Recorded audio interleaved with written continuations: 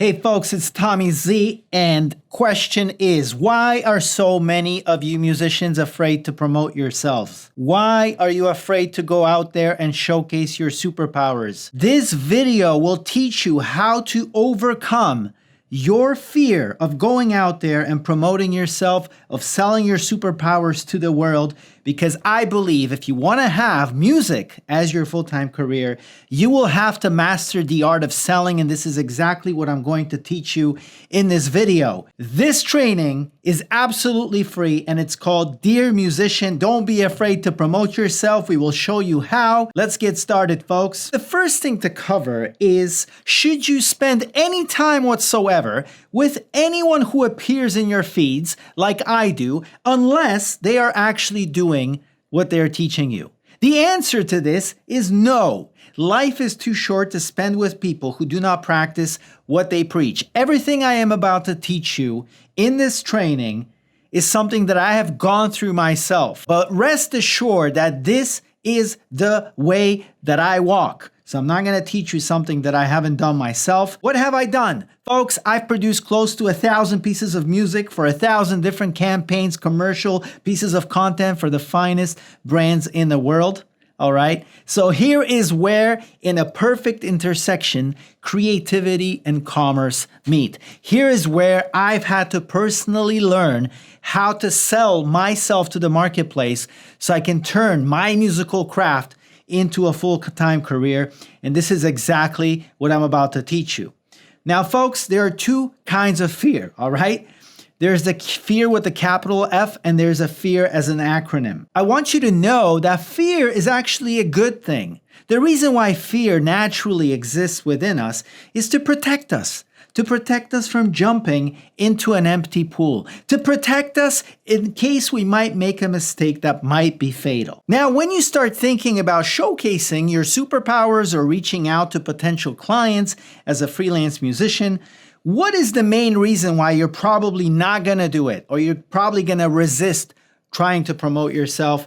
The main reason is that you're going to have a fear that says to you, I'm not good enough. And you know what, folks? You might actually be right. Out of all the musicians that we deal with, there are musicians who are ready to reach out to the world, and there are musicians who are not ready to reach out, and they should polish their craft, improve their craft first. So their fear that rises up within that says, I'm not good enough, it may be absolutely correct, and you need to do something about it. Now, what do you do if you have a feeling that you're not good enough and it's actually true? There's this Polish joke where this father is standing there with his young son who wants to go swimming. But the Polish father, and by the way, I can make Polish jokes because I'm half Polish. The Polish father says to the son, you are not going in the water until you learn how to swim. That's not even a Polish accent. That's like an Arabic accent. I don't even know what happened there. You're not going into the water until you learn how to swim. Now, doesn't that sound ridiculous? How do you learn to drive a car? Yeah, sure, you go into the classroom and you learn some theory, but everybody knows the learning actually begins when you get into the damn car and you try to figure out how to stay in your lane, how to actually operate the machinery so that you get yourself safely to a destination without killing anybody. You actually have to get in the car. You have to drive. How do you practice becoming a remarkable chef? Well, you can learn through reading, you can watch a bunch of reality TV shows, but the bottom line is, if you want to become a remarkable chef, you're gonna have to get in the kitchen. And instead of just reading the recipes, you're actually gonna have to get your hands dirty and do some cooking. And so, folks, if fear arises and you're like, well, I don't know that I'm ready to sell myself as a musician, your fear may actually be protecting you from sabotaging yourself, and it may be accurate in saying you're not good enough yet. You need to go into the kitchen, cook a few hundred meals before it's time to start promoting yourself to the industry. So how do you get good, folks? Daily practice in real context and real circumstances that you're going to face in the industry that you want to break into. And folks, here's where a lot of musicians make the mistake already, because they go off practicing certain things like finger drumming and trying to figure out how to mix their hi-hat when ultimately those skills are not going to make the difference in our business. So what I urge you to do is practice in as close to as possible the real sort of simulation of the circumstances that you're going to be facing when you break into the business. I'm talking about simulating what your day in the life is going to look like when you're in the business and you're expected to deliver. Essentially, here's the environment that you want to replicate. You want to compose music according to a specific direction from the client. You want to have a deadline, and preferably an aggressive deadline, because if you learn how to make music fast, that skill is going to come in handy in our business. You want to have accountability, meaning some people are going to see and judge your work. They're going to evaluate it against other submissions. And you want to have a little bit of that pressure that pros thrive on to get the best work out of you. You want to learn how to perform under this pressure. And finally, you want to get used to your work being evaluated, being yayed or nayed by the industry. Because folks, that's what separates amateurs from pros. Amateurs generate millions of loops every single day, loops that don't go anywhere. They don't go anywhere in your DAW, they don't turn into a song, and they don't go anywhere into the world to get judged by the real world. Now, those who want to turn pro, they accept that level of accountability. They accept that level of pressure. They accept that whatever they cook up in their studio is going to be judged and perhaps loved, perhaps rejected, ultimately by the marketplace. If you're up to that kind of challenge, that's probably a good sign that you're called to be a pro, that you're called to be more than just an amateur. And folks, the most important thing when you're polishing your craft is don't share the work with your cousin Vinny. Don't share the work with your mom or your grandma, because they're gonna love absolutely everything you do. How could your grandma know whether you're cut out to be in the professional industry? She's gonna say, Johnny, that is wonderful. Oh, Maria, you make such a beautiful music. that was my best attempt at the Italian accent. The point is, what you wanna do is get an objective opinion from someone who doesn't love you, who doesn't care about you. I know that sounds harsh, but actually, that's probably the most effective way to evaluate whether your craft is ready for you to start selling yourself, start promoting yourself. Because until your craft is ready, we are not going to talk about you selling yourself. It's way too early. And if you sell yourself prematurely, you're gonna sabotage your chances of breaking into the business. So those of us who are actually called to be professionals in a real way, not just in a wishy-washy imaginary way, you're going to embrace these three words: process, patience, perseverance. That's what's going to separate you from these impulsive amateurs who are raring to go. They want to get out there. They want to email 1,000 people, but they haven't gotten one thing right. The one thing that's going to do all the selling for them ultimately, which is your craft. You can do all the talking you want. You can even be the number one salesperson in the world. But guess what? In our business, what does the talking? It's the sound. It's the music. It's the craft. Who gives a crap if you're persuasive, if your music doesn't give people goosebumps? Ultimately, what it boils down to, the difference between those who claim they want to be professionals and those who I believe are called truly to be professionals, is the word passion. The word passion, it comes from the Latin word passio, and passio means to suffer. That's the biggest difference that I see between those who claim they want to be professionals and those who are called to be professionals. Those who are called to be professionals, they are ready to get their hands dirty. They're willing to be patient. They're willing to persevere. They have true passion, meaning they're willing to suffer for their craft. So we need to make sure that we're practicing the right way and we're doing it daily. And if you do that, what's going to happen? You're going to become a remarkable craftsperson. It's not going to happen overnight, but if you practice the right way daily, it's going to happen. Why? Because the natural result of a patient, persistent dedication to a passionate pursuit is what? A remarkable craftsperson. Now, any professional musician will tell you that every hero, and you're the hero in this story, every hero needs a guide. And the lesson that I want you to remember here is that you want to share your work with an industry insider, someone who doesn't love you, someone who doesn't care, someone who's going to taste your food objectively, okay? Share your work with them before you share your work with the world. This is the mistake that I made when I was getting into the business. I did not refine my reel properly. I just rushed out there into the world and started sharing my work. What I should have done instead is I should have sat down with an Uncle Z and said, hey, let me play a few things for you before I go out there and start sharing prolifically. Can you tell me if what I'm doing here is dialed into the needs and the interests of those who might be willing and able to hire me? But now, folks, there's another kind of fear, okay? And this is a fear of those who are ready, of those who already belong in our business, but they don't realize it, okay? They keep telling themselves they are not good enough. Dear musicians, this is a great tragedy that the talented musicians actually sabotage themselves with stories about their craft, about their readiness level that aren't true. They convince themselves that they're not good enough. Some of you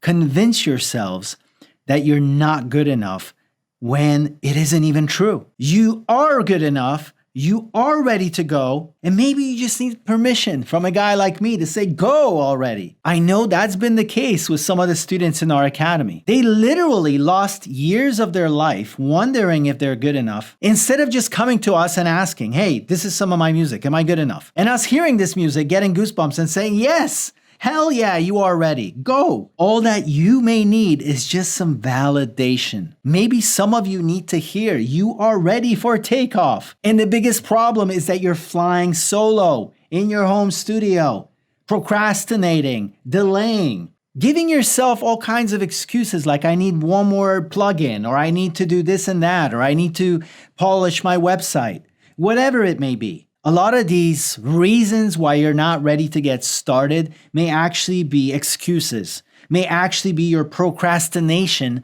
wanting to sabotage you out of fear. Not the real fear, but this kind of fear. False evidence appearing as real, meaning that the stories you're telling yourself are not actually true. You cannot objectively evaluate your own skill level. So you're telling yourself it probably is not good enough when it is.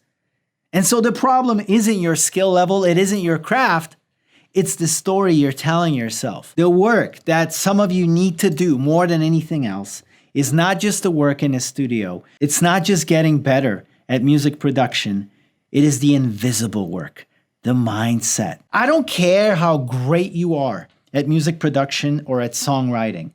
Many of you talented musicians, even though you can create great music, you sabotage yourself because you're not taking care of the invisible work, this story, this script that is happening within you that you're not very good at managing. You can compose great symphonies, you can write great songs, but somehow there's a script playing in your head, it's living in your head rent-free, that is actually derailing you. Now, let me give you a few priceless lessons that I wish I knew when I was getting started about the importance of mindset and a few simple principles that you need to get right. We're like an instrument. We also need to tune ourselves to the reality of the situation. We need to develop the right rhythms.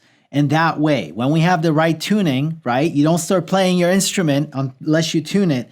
And then if you're actually playing in time, in key, you're going to get the right results. You're going to get the right outcomes. What are some of the essential principles that I want you to adopt from this day forward? If you're willing to be a pro and you're willing to suffer for your craft, you have to expect that this is going to be an ultra marathon and not a 100-meter dash. I want you to stop expecting that people are going to give you things for free, that people are going to make it easy for you.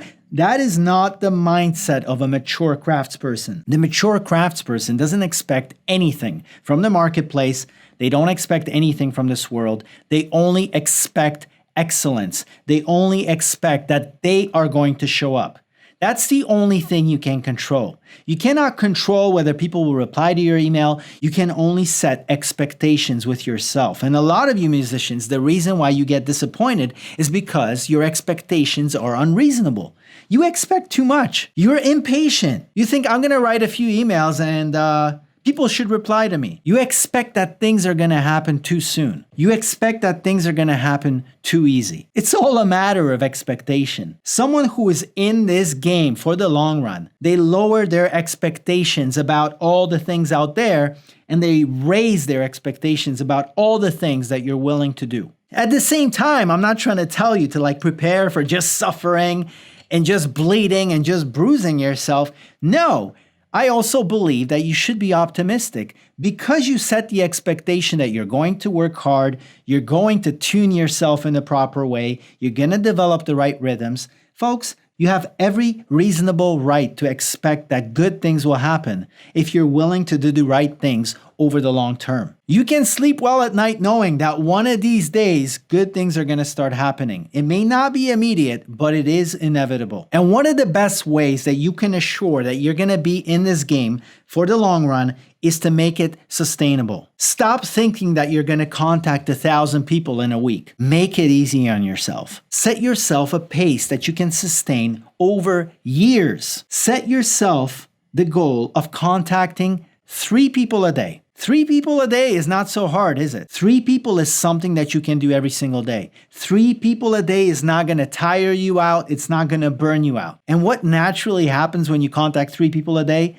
3 turns into 15 a week. 15 turns into 60 a week. 60 turns into 720 people a year. Do you see how at the same time we've made it sustainable on a daily basis?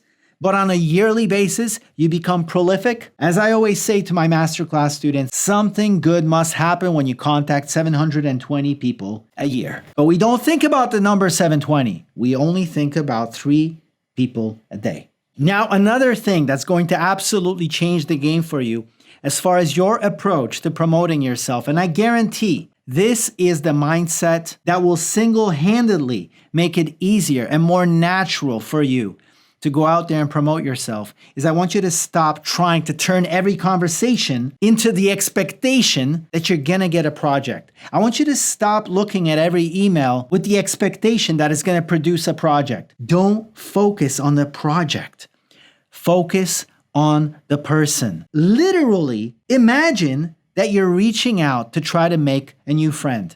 You're reaching out to invite someone for a coffee and a great conversation. Now, why would you get stressed out about that? Do you see it? The entire problem a lot of times is in the way that you see the outreach, in the way that you see the promotion. Instead of thinking about it as sales, start thinking about it as making new friends. Really get into the people that you're about to contact. Find out about them. Find out what makes them tick. You never know. You might have some hobbies in common. You might love some of the same artists. There might be something in their biography that you resonate with or that you have in common. Now that makes it a hell of a lot easier. It makes it a lot more natural to reach out to this person enthusiastically and with pleasure. And you know what? There's a good chance that they're going to perceive that frequency. They're going to perceive that enthusiasm. They're going to perceive that natural quality of your outreach. It's just going to feel enjoyable to receive your email and to actually reply to it. Contrast that with someone who's like, oh no, I have to sell again. Oh no, I have to promote myself again. No wonder your emails feel stiff. No wonder your messages feel stiff. You're putting too much pressure on the first contact. The entire problem is with your expectation. Don't focus on the project. Focus on the people. The only thing you got to worry about on your first outreach is that somebody will want to reply to your email and talk to you again. You'll give them enough good reasons not to put you in their spam. Your entire goal on your first outreach is to turn bystanders into believers, to turn strangers, souls who don't know you, into kindred spirits. That's all. You don't worry about the project. If you can get the person, you will get the project. Is that clear? I hope it is clear. At every point of the interaction, the goal is goosebumps. I want your email to feel like someone is hearing from a long lost friend. I want your website to feel as if you want to give this person a hug, as if you know them already, as if you instantly resonate with them. I want your reel to give instant goosebumps. I want your mindset to be, I want to serve the world with my musical superpowers. I am willing to be patient, perseverant. I am willing to suffer for my craft. Anybody out there would love to have me on their team. If you can convince yourself of that, you will be a hell of a lot more convincing to the world. If you cannot sell yourself on yourself, how do you hope to sell yourself to anyone else? Folks, understand this. The outer journey always begins on the inside. So if you ever stand a chance of turning a bystander into a believer, it is you who first has to believe in yourself and in your work. Perhaps you're ready and your work is ready. I'm not going to believe you just because your friend said it. But if it is true and your work is ready and you belong in the business, it's time to get out there. You have absolutely no reasons to be afraid to promote yourself. But the absolute essential thing is that your music actually backs up that conviction. Otherwise, you're deluded. And it won't be long before the marketplace tells you so. So how do you turn bystanders and strangers who don't care into committed believers? Folks, repeat after me.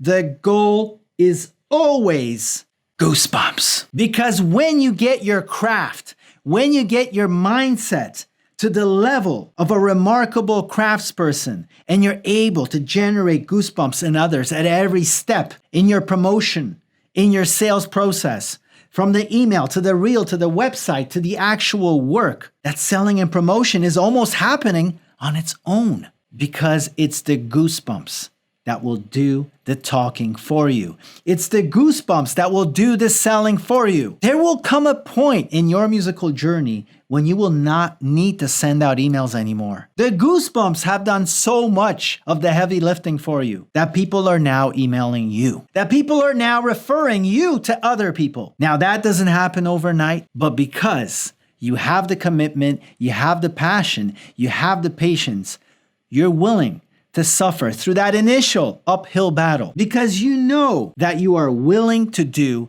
whatever it takes to get your craft and your mind to such a remarkable level that breaking into the business will be a natural outcome of all of that effort. And again, if you're not sure whether you're ready to go out there or whether you need to polish your craft or whether you need to keep working on your craft, or what exactly do you need to do in order to improve your craft? Ask. Don't ask your grandma. Ask an industry insider who will give you an objective opinion, who will let you know where you stand and where you need to go. Make sure you subscribe. Make sure you like. If there was a question that you have but I didn't address it here, put it in the comments below. And if you haven't taken our free 1-hour training about how to break into this business and how much money you can expect to make as a freelance musician working right out of your home studio, all the links are below, my friends. Sending you a big hug. I'll see you in the next one.